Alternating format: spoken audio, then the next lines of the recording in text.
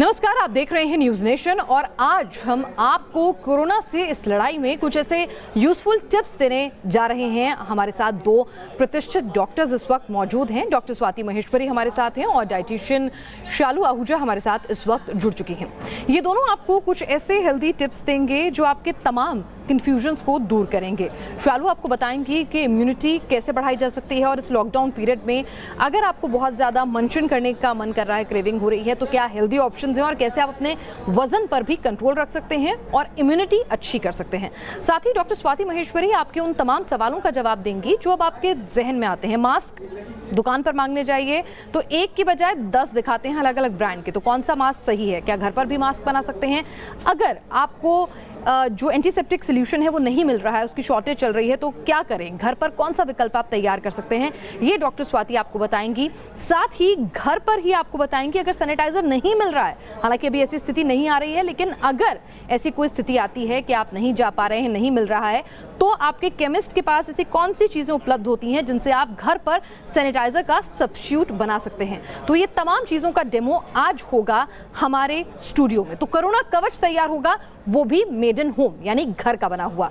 तो शुरुआत करते हैं सबसे पहले मास्क को लेकर, क्योंकि अब भारत सरकार ने भी कह दिया है कि मास्क पहनना जरूरी है और उत्तर प्रदेश सरकार ने तो ये कह दिया है कि कोई भी घर से बाहर निकलता है बिना मास्क के तो कार्रवाई की जाएगी। डॉक्टर स्वाति, इतने सारे मास्क हैं कि समझ ही नहीं आता कौन सा खरीदें और कौन सा छोड़ दें। हाँ बिल्कुल, देखिए इसीलिए हम थोड़ा सा आसान कर देते हैं अपने दर्शकों के लिए कि कौन कौन से मास्क होते हैं, किस तरह के होते हैं। जैसे कि सबसे पहले जो ज़्यादातर सब लोग नाम सुन रहे हैं वो है N95 मास्क का, और सबसे एक्सपेंसिव भी यही है। सबसे एक्सपेंसिव भी यही होता है, लेकिन यहीं पर इसको हाथ के हाथ ये बात क्लियर कर देते हैं कि जो ये वाले N95 मास्क हैं ये हेल्थ केयर प्रोफेशनल्स के लिए होते हैं, यानी कि जो पैरामेडिकल स्टाफ है, डॉक्टर्स हैं, जो हॉस्पिटल में कोविड-19 के पेशेंट्स को ट्रीट कर रहे हैं या उन्हें देख रहे हैं, सस्पेक्ट्स वगैरह को, उनके लिए ये N95 मास्क होता है। या फिर ऐसे व्यक्ति जो घर में कोविड-19 के पेशेंट्स जो डिक्लेयर्ड हैं उनको उनकी सेवा कर रहे हैं या उनकी देखभाल कर रहे हैं, उनके लिए N95 मास्क ज़रूरी है। लेकिन बाकी किसी के लिए N95 मास्क की ज़रूरत नहीं है, तो इसके लिए परेशान नहीं होना है आपको। तो यानी N95 जब तक आप किसी कोविड-19 पेशेंट को नहीं देख रहे हैं टोटल नो है। बिल्कुल। और इसमें भी बहुत सारे लोग कंफ्यूज होते हैं क्योंकि इसमें एक FFP1, FFP2 और FFP3 होता है। जो कोरोना वायरस या इन्फ्लुएंजा के लिए होता है वो FFP2 होता है, जबकि FFP1 जो होता है वो केवल डस्ट के पार्टिकल्स को रोकने के लिए होता है। तो इन्फ्लुएंजा के वायरस के लिए और कोरोना वगैरह के लिए जनरली FFP2 या FFP3 यूज़ किया जाता है। लेकिन ये सब मैं आपको फिर से बार बार यही बोलना चाहूँगी कि ये डॉक्टर्स के लिए, पैरामेडिकल स्टाफ के लिए, या जो बिल्कुल कोरोना वायरस पेशेंट को क्लोजली मॉनिटर कर रहे हैं, उनकी देखभाल कर रहे हैं, उन्हीं के लिए है। तो आप लोगों को इनके लिए परेशान नहीं होना है और दुकान पे जाकर के इनको खरीदने के लिए बिल्कुल मत सोचिए। साथ ही में ये वाला एक मास्क है जो आप लोग बड़े कॉमनली सब लोग देखते हैं, सर्जिकल मास्क, जो कि आप यहाँ पे भी देख रहे हैं। ये भी सर्जिकल मास्क भी आपको इसके लिए भी परेशान नहीं होना है। अगर आपके पास है तो भी मैं आपको ये बता देती हूँ कि 6 घंटे तक सही रहता है। ये 6 घंटे तक ही यूजेबल होता है, उसके बाद इसको यूज़ नहीं करना चाहिए, क्योंकि इसके बाद इसका जो ये बाहर का सतह होता है इस पर इतना इन्फेक्शन आ जाता है कि फिर ये हमारे लिए और भी ज़्यादा डेंजरस हो जाता है। यानी 6 घंटे में आप सर्जिकल मास्क जो है उसको थ्रो कर देंगे, ये थ्रो करें, और इसको जब आप थ्रो करें तो एक क्लोज्ड बिन में प्रॉपर्ली थ्रो करिए, ऐसे कहीं भी मत फेंक दीजिए, खुले में नहीं फेंकना चाहिए। और मास्क को कभी भी यहाँ से टच नहीं करना चाहिए। जो आगे वाली सतह मैं अभी इसलिए टच कर रही हूँ क्योंकि आपको बताना ज़रूरी है, ये जो सतह होती है यहाँ पर सबसे ज़्यादा कीटाणु आकर बैठ जाते हैं, इसलिए मास्क को ना कभी यहाँ से पकड़ के पहनिए और ना यहाँ से पकड़ करके कभी उतारिए। और जैसे सपोज मैंने मास्क लगाया है और मेरा कोई फ़ोन आ जाए तो यहाँ से पकड़ के लोग नीचे खींच लेते हैं और फ़ोन पे बात करना शुरू कर देते हैं। ये एक आम तौर से आपने देखा होगा, होता है, तो नहीं करना है। आपको हमेशा मास्क को यहाँ से पकड़ना है, जो इसके एजेस हैं यहाँ से पकड़ना है, आगे के सरफेस पे हाथ नहीं लगाना है। इसको ऐसे लगाइए अपने मुंह पर और ये कान के जो है इन्हीं को टच रखिए और ये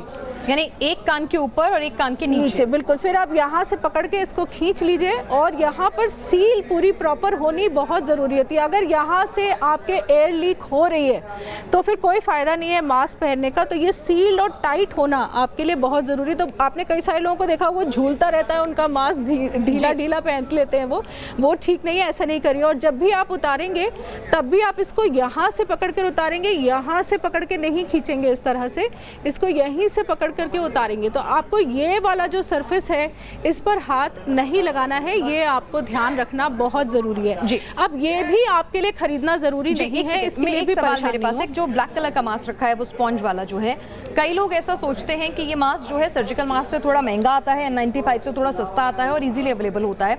तो ये मास्क जो स्पॉन्ज वाले आ रहे हैं आजकल, जिनमें थोड़ा सा आपको लगेगा कुशनिंग दी हुई है, तो वो मास्क क्या रीयूजेबल है?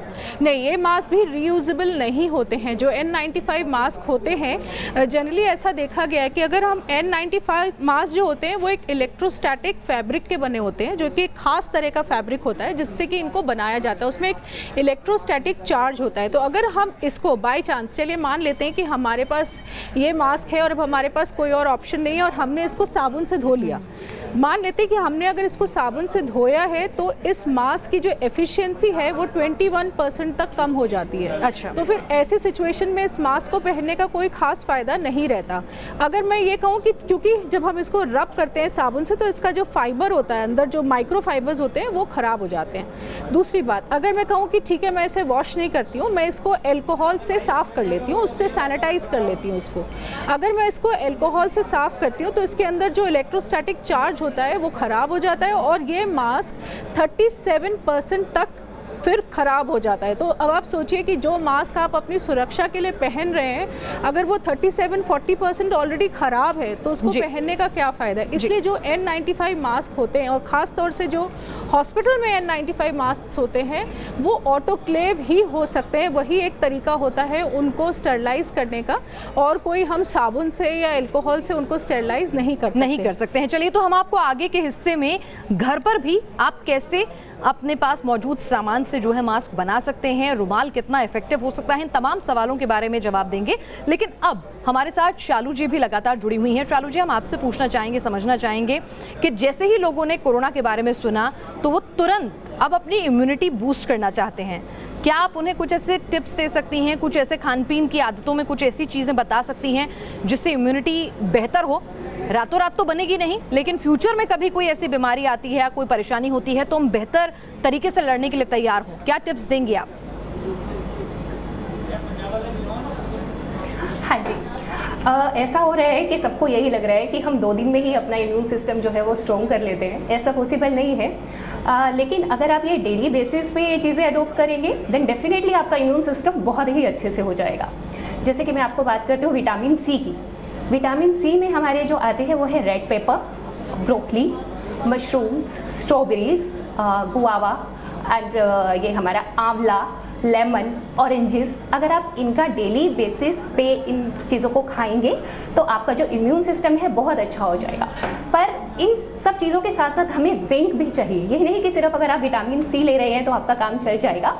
तो जिंक जो है वो हमारा इम्यून सिस्टम को मेंटेन करता है। जिंक जो है वो होता है हमारे ओट्स में, पम्पकिन सीड्स में, कैश्यूज़ में, योगर्ट में। इसके साथ साथ अब हमें विटामिन डी भी डेफिनेटली चाहिए एंड विटामिन डी हमें मिल जाएगा मशरूम से। जो मशरूम्स मार्केट में अवेलेबल है उनमें बहुत अच्छा विटामिन डी है। एग योक में बहुत अच्छा विटामिन डी होता है एंड फर्मेंटेड चीज़ों में, जो फर्मेंटेड चीज़ें अगर हम यूज़ करें तो हमारा इम्यून सिस्टम बहुत ही अच्छा हो जाता है। अगर हम ये वाली चाय बना के लिए 1 गिलास पानी में हम इसे अच्छे से बॉईल करें और ये वाला अगर हम पानी पिएं डिनर से हमारा इम्यून सिस्टम बहुत ही अच्छे से बूस्टअप होगा। चलिए, तो डिटॉक्स वाटर आपने बताया, कुछ खास चाय बताई और 1 आवर बिफोर डिनर अगर ये हम पिए तो इससे इम्यून सिस्टम जो है वो बेटर हो सकता है। साथ ही शालू जी, अगले हिस्से में हम आपसे बात करेंगे कि ये तो बात हुई रोजमर्रा की चीज़ों में क्या क्या इस्तेमाल करके हम जो है अपना इम्यून सिस्टम बेहतर कर सकते हैं। डिटॉक्स वाटर कैसे बनेगा ये भी आपने बताया।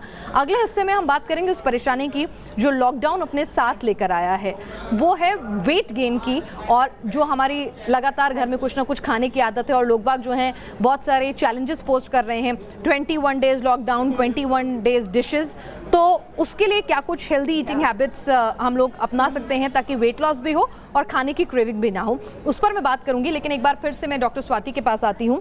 डॉक्टर स्वाति, अब मास्क आपने बताया अलग अलग तरह के, जो स्पॉन्ज वाला मास्क मैं देख रही हूँ जो अभी हमारे पास नहीं है, वो एक पतला सा कपड़ा होता है, सर्जिकल मास्क की तरह से इस रेक्टेंगुलर शेप में होता है बस, लेकिन थोड़ा कुशन्ड होता है, तो क्या वो रीयूजेबल है? देखिए, इस तरह के सारे मास्क रीयूजेबल नहीं होते हैं। केवल जो ये होममेड मास्क हैं जो हम घर में बना सकते हैं, जिसके बारे में हम अभी आपको बताएंगे, इनको आप अच्छे से वॉश करके साबुन से, और अगर आप इनको हवा में धूप में सुखा दें तो इनको आप आराम से रीयूज़ कर सकते हैं। कुछ मास्क के ऊपर लिखा होता है कि इनको आप 5-6 वॉशिंग्स तक यूज़ कर सकते हैं और उसके बाद वो ख़राब हो जाते हैं, तो वो एक स्पेसिफिक मास्क आते हैं और उस पर कंपनी का लिखा भी होता है कि इनको आप कैसे वॉश करना है, उस पर प्रॉपर लिखा होता है और कितने वॉशिंग्स तक वो इफेक्टिव रहते हैं, ये उस पर मेंशन्ड होता है। वो जब आप खरीदेंगे तो आपको उस पर लिखा हुआ मिलेगा। चलिए, तो अब आप को हम घर में आप कैसे मास्क बनाएं, और सबसे पहले मैं ये भी बता दूं कि घर में मास्क बनाने के लिए ऐसा नहीं है आप बाहर से कॉटन का कपड़ा लेने के लिए पहुंच रहे हैं, घर के अंदर ही रहना है, सोशल डिस्टेंसिंग और लॉकडाउन का कोई नियम नहीं तोड़ना है। घर में पुराना कोई भी कॉटन का कपड़ा हो या अलग अलग तरह के कपड़े हो, उससे भी आप ये मास्क बना सकते हैं। बिल्कुल, और हम 2 तरह के होममेड मास्क आपको बता देते हैं। एक जो लोग सिल सकते हैं, जिनको सिलने में प्रॉब्लम नहीं है, तो सबसे पहले देखिए, कोई भी कपड़ा ले सकते हैं। जो कपड़ा आप लेंगे उसको आप लाइट में या धूप में ऐसे रख के देख लीजिए। अगर आपको ऐसा लगता है कि बहुत ज़्यादा लाइट इससे पास हो रही है तब ये अच्छा कपड़ा नहीं है, तो थोड़ा और मोटा कपड़ा चूज़ करिए आपके घर में जो भी कपड़े हैं उनमें से।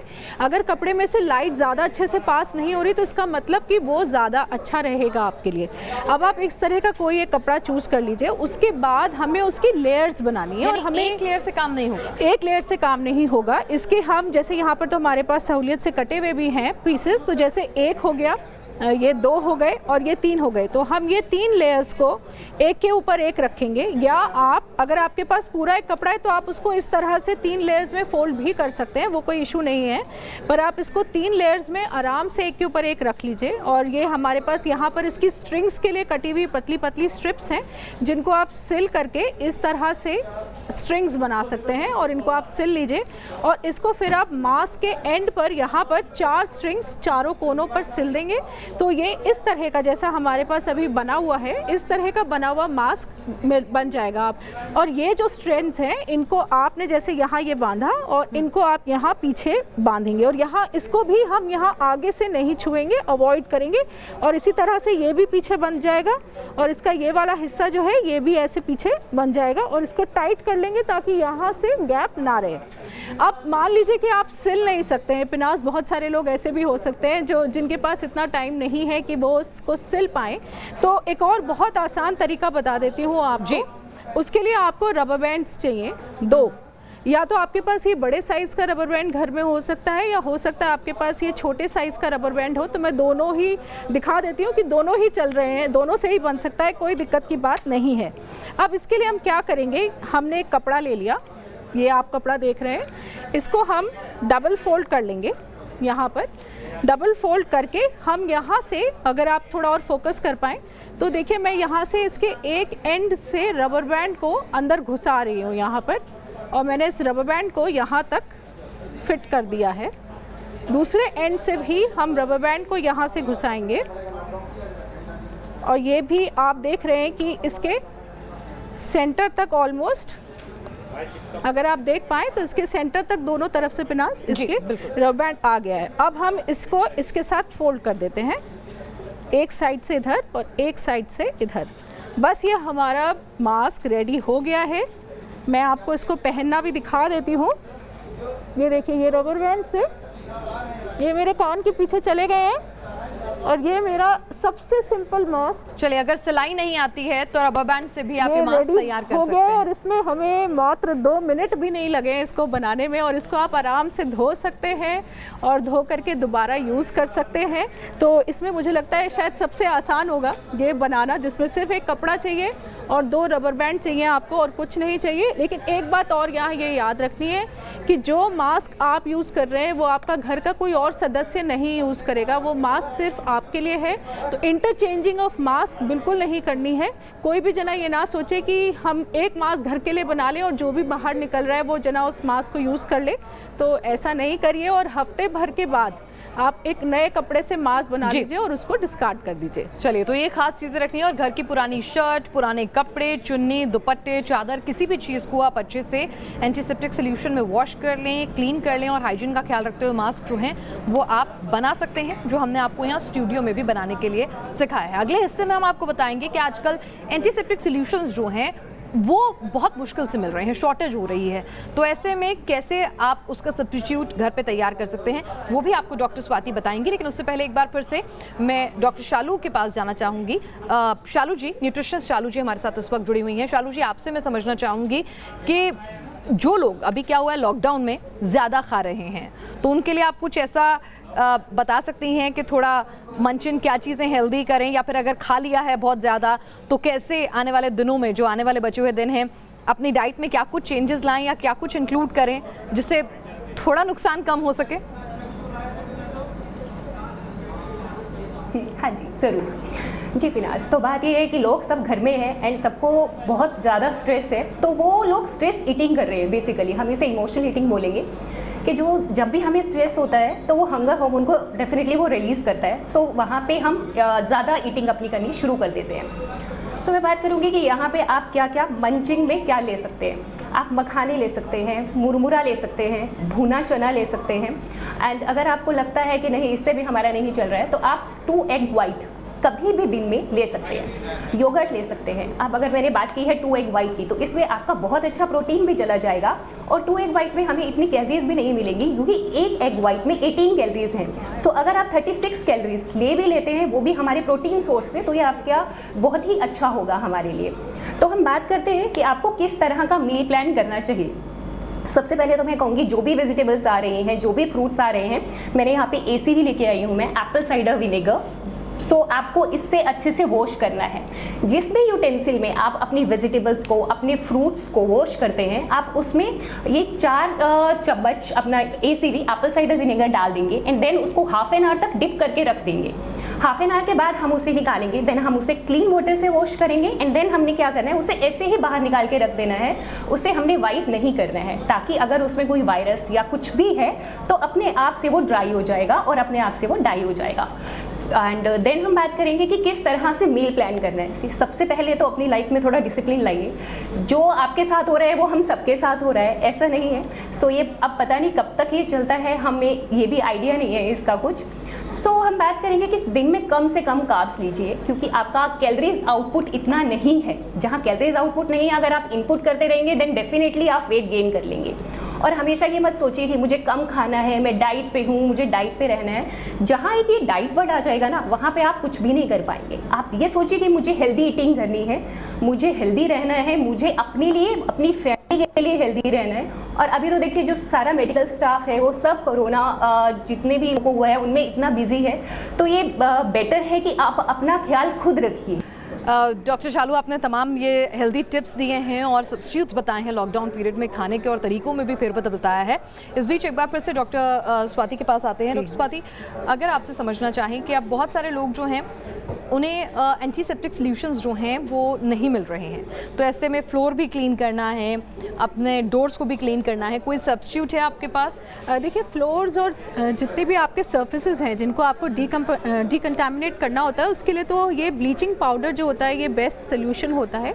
और इसका 100 ml का सोल्यूशन आप 900 ml पानी में मिला के 1 लीटर का सोल्यूशन आसानी से बन जाता है। लेकिन जब भी आप ब्लीचिंग पाउडर यूज़ करेंगे तो आप इस तरह के कोई ग्लव्स वगैरह यूज़ करिए हाथ पर, और तभी इसको बनाइए। या अगर आपके पास इस तरह के ग्लव्स हों तो आप उनको भी यूज़ कर सकते हैं। किसी भी तरह के ग्लव्स को यूज़ करिए और उसको अपनी आँखों से थोड़ा दूर रखिए, और इस तरह के पाउडर का घोल आप बना लीजिए और उससे आराम से उसमें कपड़े को भिगो करके आप कोई भी सर्फेसेस जो हैं, चाहे वो फ्लोर है, चाहे टेबल टॉप्स हैं, चाहे आपका मोबाइल है, चाहे आपके लैपटॉप्स हैं जो आप इस वक्त घर में यूज़ कर रहे हैं, या दरवाज़ों के नॉब्स हैं जो कि बहुत रूटीनली जिसमें सबके हाथ लगते हैं, तो इसका सोल्यूशन आप बना करके और उसके आराम से आप अपने घर में डिकंटामिनेट इसको कर सकते हैं। और ये बहुत इजीली अवेलेबल होता है, ब्लीचिंग पाउडर हाँ, बहुत इजीली अवेलेबल होता है और ये बेस्ट तरीका होता है डिकंटामिनेट करने का। साथ में अब क्योंकि हम सैनिटाइज़र्स की भी बात कर रहे हैं और सैनिटाइज़र्स कई बार मार्केट्स में नहीं भी मिलते हैं, तो देखिए सबसे अच्छा सल्यूशन तो हमारे पास जो है वो है साबुन।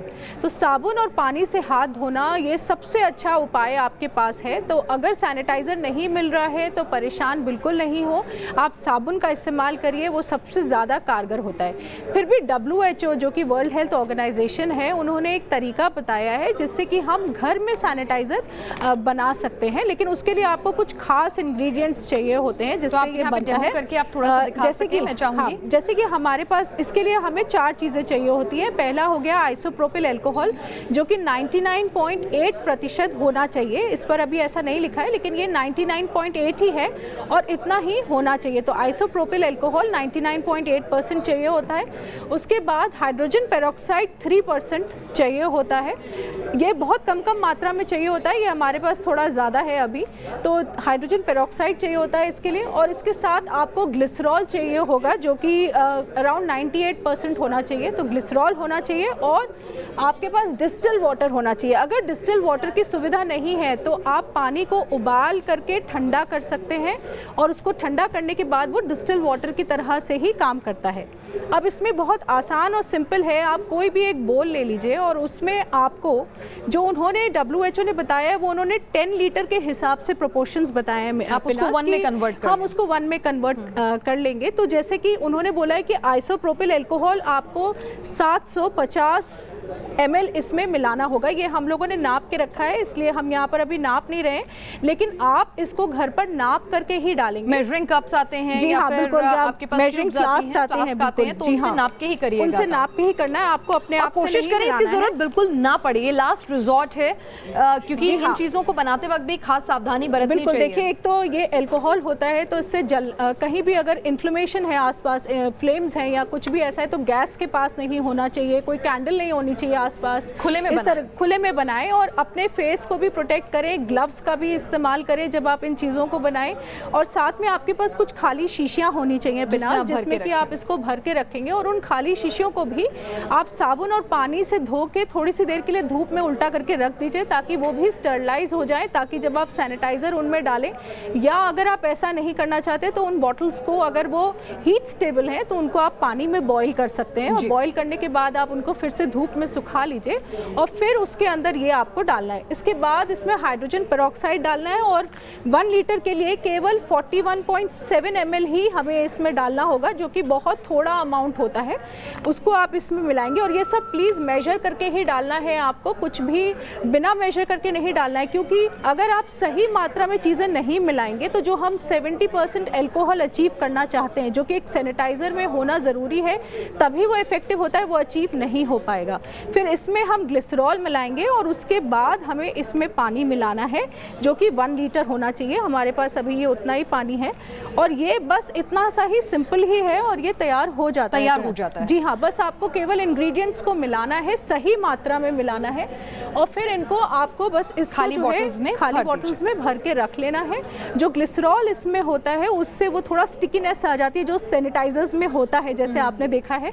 तो ग्लिसरॉल उस चीज़ के लिए होता है, जो हाइड्रोजन पेरोक्साइड इसमें होता है वो बैक्टीरिया को मारने के लिए होता है, क्योंकि हाथों में बाहर से बैक्टीरियल इन्फेक्शंस वगैरह भी आ जाते हैं, और अल्कोहल जो उसमें है वो वायरसेस को मारने में मदद करता है। लेकिन बार बार मैं आपसे यही कहूँगी कि सबसे अच्छा तरीका साबुन है। ये चीज़ें भी शायद कभी कभी आसानी से उपलब्ध ना हो और आपको उनको बनाना पेचीदा काम है, मेजरमेंट में दिक्कत है, परेशान नहीं हो। जी हाँ, बिल्कुल ऐसे में आप साबुन का इस्तेमाल करें, लेकिन WHO ने केवल यही एक तरीका बताया है जिससे आप होम सैनिटाइजर घर में बना सकते हैं। चलिए, डॉक्टर स्वाति महेश्वरी और न्यूट्रिशनिस्ट शालू आप हमारे साथ जुड़े और तमाम वैल्यूएबल टिप्स दी कि घर के भीतर ही मास्क से लेकर आप जो डिसइंफेक्टेंट करने के लिए सॉल्यूशन है और साथ ही साथ डाइट और इम्यून सिस्टम बढ़ाने के लिए क्या कुछ अपने खान पान में चीज़ें लानी हैं।